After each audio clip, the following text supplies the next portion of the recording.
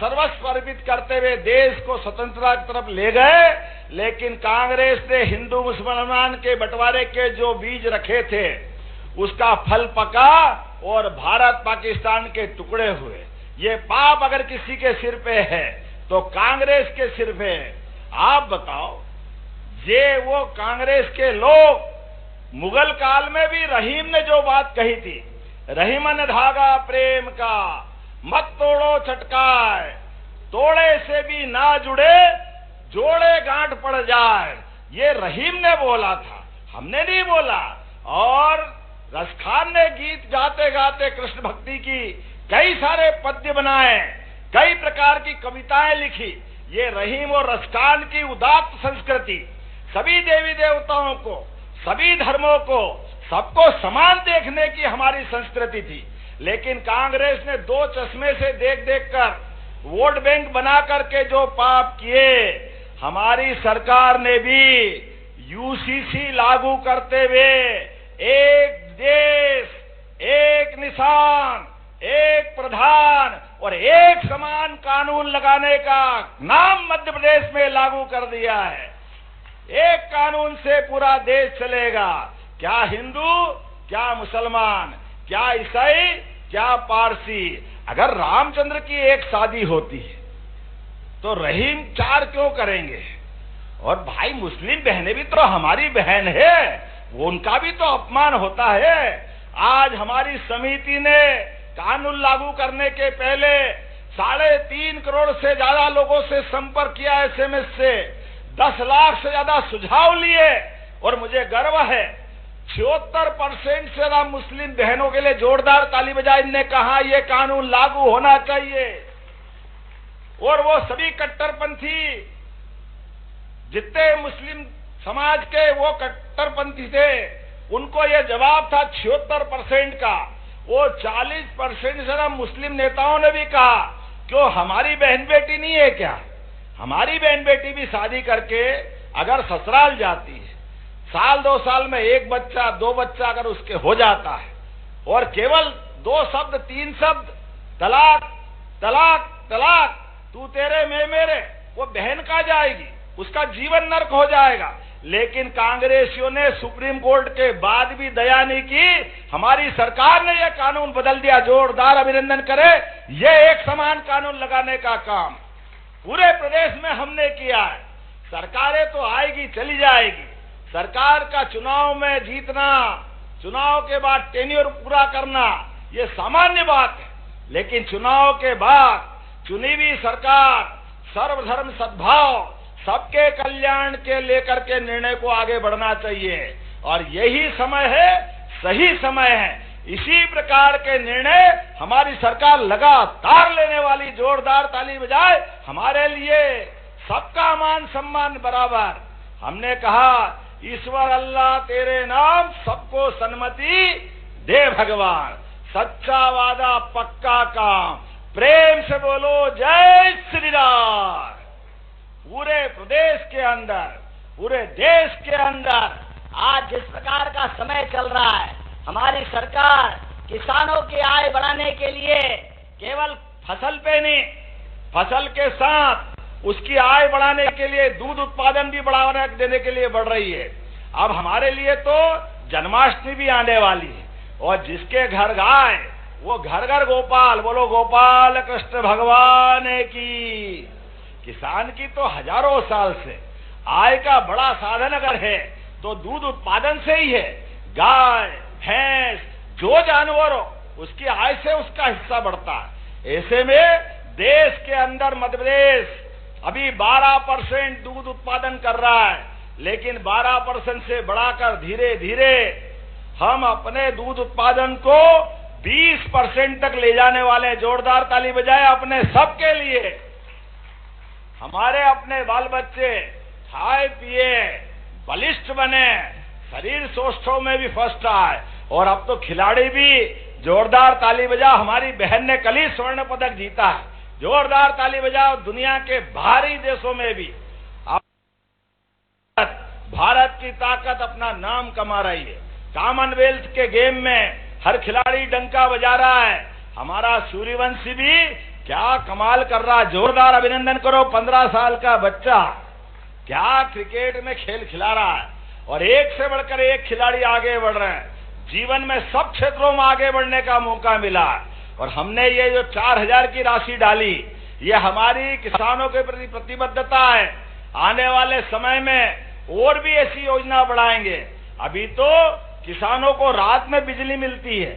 हमारा प्रयास है इसी बारिश के सीजन के बाद किसानों को दिन में बिजली देंगे। दिन में जोरदार ताली बजाए, रात की बिजली की झंझट खत्म। पूरे प्रदेश के अंदर हमारे किसान रात में बिजली के पानी फेरने जाते हैं। कभी कोई सांप बिच्छू तमाम झंझट रहती, किसी को करंट लग जाता है, कोई जरूरत नहीं है। सूर्यास्त के बाद सिंचाई अगले दिन। हमारी सरकार की बिजली में कोई कमी नहीं। सड़कें भी बना रहे हैं और अगले महीने से बस भी वापस मिलने वाली। जोरदार ताली बजा, बसों की व्यवस्था फिर स्थापित कर रहे हैं। कांग्रेस के जमाने में जब सड़कें अच्छी हो गई, आने जाने का रास्ता मिल रहा है, ऐसे में गांव के गरीब आदमी को भी अपनी मोटरसाइकिल, अपनी कार पेट्रोल डीजल जलाने की क्या जरूरत है, उसका प्रबंधन भी हमारी सरकार कर रही। एक के बाद एक बहुत सारी बातें मैं बता सकता हूं, लेकिन अभी तो सिमस्त आने वाला है और सिमस्त में जब बाबा महाकाल के महालोक का आनंद आया, बोलिए महाकाल महाराज की, ओंकार महाराज की। जब ओंकारेश्वर महाराज की जय बोल रहे हैं तो ओंकारेश्वर पे भी लगभग 3000 करोड़ से ज्यादा के काम चल रहे। जोरदार अभिनंदन करें ओंकार महाराज के लिए।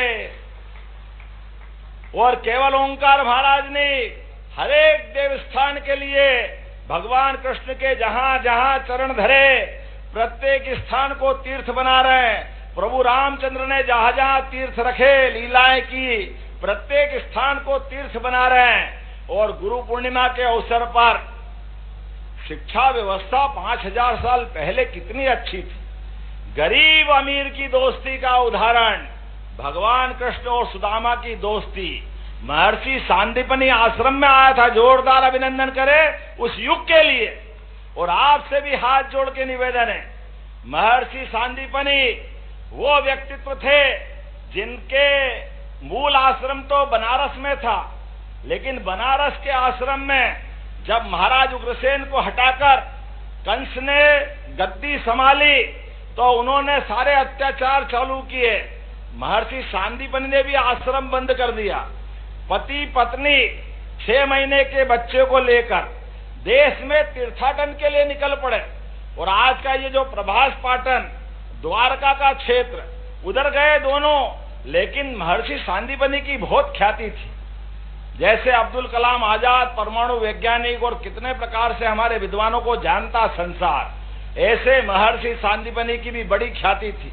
उस ख्याति के बलबूते पर उस समय कई आतंकवादी समूह ने उस क्षेत्र में कब्जा कर रखा था। देश के विरोधियों ने जब उनको मालूम पड़ा कि सांदीपनि ये वो व्यक्ति हैं जिनके पास ये 64 कला 14 विद्या सारे गुण हैं, इसलिए इनसे अपने बच्चों को सिखाने का उनने सांदीपनि जी को पकड़ के कहा कि हमारे बच्चों को आप शिक्षा दीजिए। सांदीपनि जी पक्के देशभक्त थे, राष्ट्रवादी थे। उनने कहा चाहे जो हो जाए, मैं अपने देश के विरोधियों को शिक्षा नहीं दे सकता हूं। ये बात सुनने के बाद, जैसा हमेशा आतंकवादी करते हैं, उनके तरीके होते हैं, उन्होंने हमारे महर्षि सांदीपनि जी के साथ दुर्व्यवहार किया, मारपीट की, डराना चाहा, लेकिन महर्षि सांदीपनि जरा टस से मस नहीं हुए।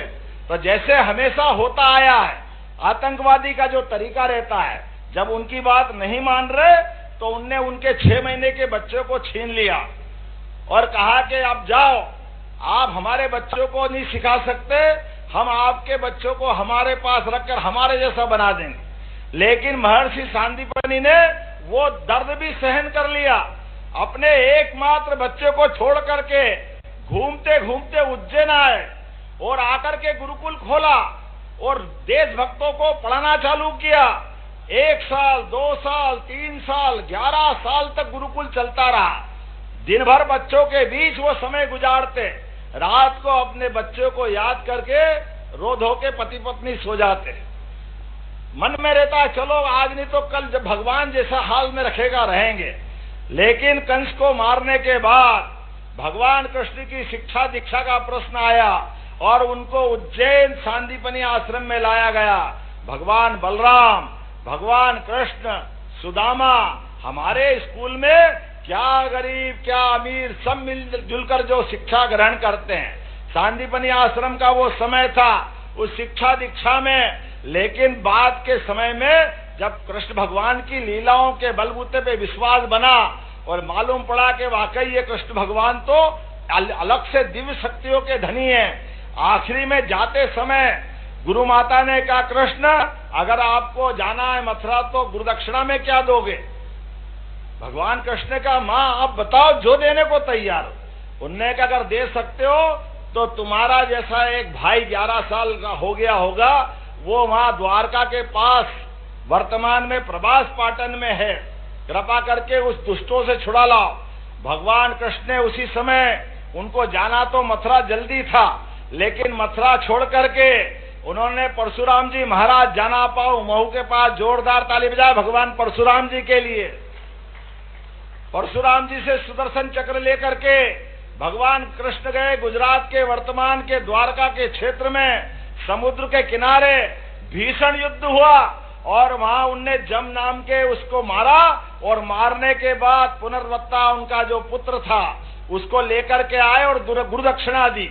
ये हमारे लिए सबक है कि हमारे ऋषि मुनि भी हमारे गुरु भी देशभक्ति का उत्कृष्ट मिसाल बनते हैं। इसलिए सांदीपनि आश्रम में जब गरीब अमीर की दोस्ती होती है तो द्वारकाधीश होने के बाद भी भगवान कृष्ण भूलते नहीं। जोरदार ताली बजाओ कृष्ण सुदामा के लिए भी। इसलिए इतने अलौकिक महर्षि के नाम पर हमने जगह जगह सांदीपनि विद्यालय बनाए। 175 से ज्यादा सांदीपनि विद्यालय दे दिए। अब फिर कांग्रेस को याद अगर करूंगा तो सांदीपनि विद्यालय 1-2 करोड़ का नहीं, 20 करोड़, 30 करोड़, 40 करोड़, सभी प्रकार के कोर्स, सभी प्रकार की शिक्षा दीक्षा, सभी प्रकार के खेल के मैदान, क्या बिल्डिंगें बनी, आनंद आ जाता है। इतने भव्य दिव्य बने हैं।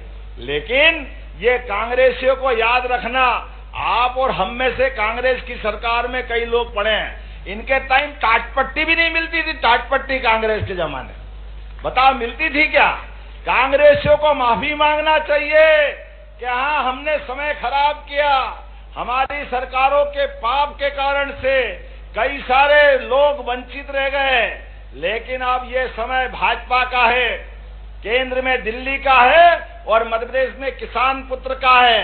हम और आप मिलकर के युवाओं की शिक्षा दीक्षा को लेकर सभी प्रकार के प्रबंधन कर रहे हैं। अब मेडिकल कॉलेज खोल रहे हैं, इंजीनियरिंग कॉलेज खोल रहे हैं, अच्छे विश्वविद्यालय खोल रहे हैं, रोजगार के कारखाने खड़े कर रहे हैं, एक के बाद एक। अब तो अपने यहाँ पर कोई बीमार हो जाए गरीब आदमी तो उसको भी एयर एम्बुलेंस हेलीकॉप्टर से बीमार को अच्छा करने के लिए भेज रहे। जोरदार ताली बजाओ। हेलीकॉप्टर तक दे रहे हैं हम किसानों के लिए। ये समय हमारा समय है, ये समय अच्छाई का समय है, ये समय सच्चाई का समय है, ये गरीबों के कल्याण का समय है, ये किसानों की बेहतरी का समय है। तो आइए हम सब मिलकर के गुरु पूर्णिमा के 2 दिन पहले दादा गुरु धुनी वाले के धाम में आनंद के साथ कृषि वर्ष और बलराम कृषि महोत्सव मनाएं। ये कपिल यादव जी और इनकी पूरी टीम के लिए जोरदार ताली बजाएं। अपने सबके लिए जितने बच्चे सम्मानित हुए उन सबका भी सम्मान। अभी मैं बच्चों से पूछ रहा था क्या बनेंगे, क्या करते हो परिवार में? परिवार में माता पिता खेती करते, लेकिन बच्चे कोई डॉक्टर वकील इंजीनियर बनना चाहते। चलो वो भी जरूर बनो, लेकिन ज्यादा अच्छा तो ये रहेगा अब हमारे बच्चे खेती किसानी में भी उन्नत प्रकार से खेती करें। मुझे कलेक्टर बता रहे थे अभी यहाँ खीरा ककड़ी, अपनी ककड़ी के बलबूते पर भी 1 एकड़ में कलेक्टर कहाँ है, कितने पैसे खेती में कमा रहा है? आप बताओ। 1 एकड़ में यहाँ पर लाखों रुपए कमा रहा है। जोरदार ताली बजाओ। ये वर्तमान का समय है। हर एक जगह आमदनी मिल रही है।